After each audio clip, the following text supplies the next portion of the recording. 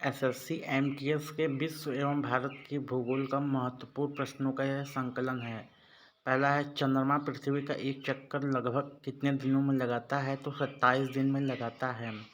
नीता अपने मित्र के समक्ष हमारे सौरमंडल के सबसे छोटे ग्रह का वर्णन कर रही है।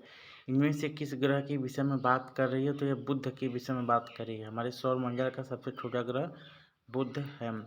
निम्न में से कौन शनि ग्रह का सबसे बड़ा चंद्रमा है? तो यह है टाइटन। विनोद एकलौते ग्रह की बात करता है जिसकी सतह पर तरल पानी है। वह निम्नलिखित में से किस ग्रह की बात कर रहा है? तो यह पृथ्वी की बात कर रहा है।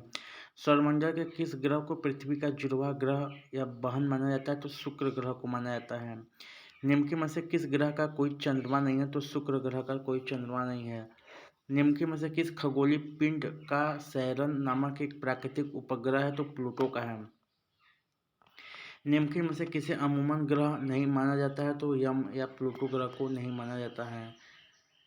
निम्न में से कौन हमारे सौरमंडल का बौना ग्रह कहलाता है? तो यह है मैकमेक।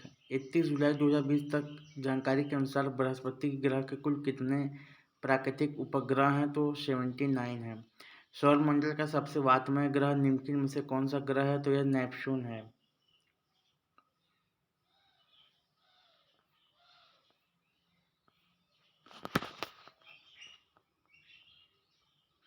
निम्न में से कौन सा महासागर दुनिया में तीसरा सबसे बड़ा महासागर है? तो यह हिंद महासागर है। निम्न हिमालय एवं शिवालिक के बीच स्थित अनुदैर्घ्य घाटी को क्या कहा जाता है? तो कहता है दून।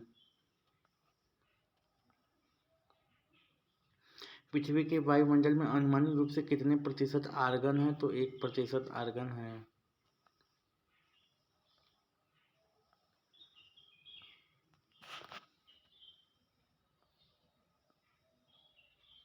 भारत का सबसे लंबा राष्ट्रीय राजमार्ग कौन सा है? तो NH44 है।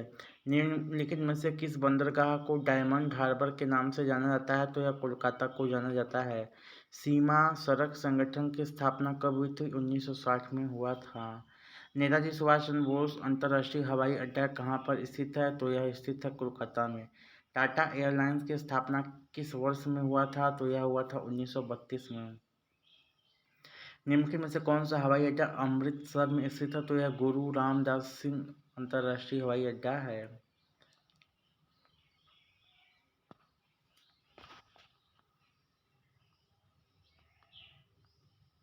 1869 में कोलकाता में पहली बार जूट मिल कहाँ पर लगाया गया था? तो यह रिसरा में लगाया गया था।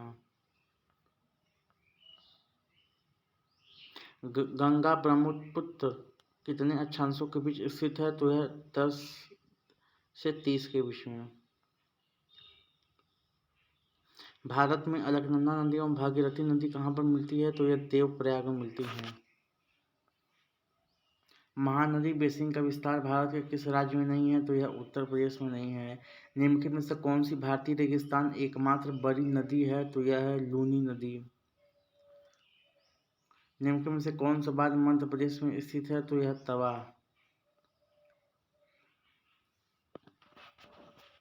खरीफ की फसल किस मौसम में उगाई जाती है? तो यह वर्षा ऋतु में उगाई जाती है।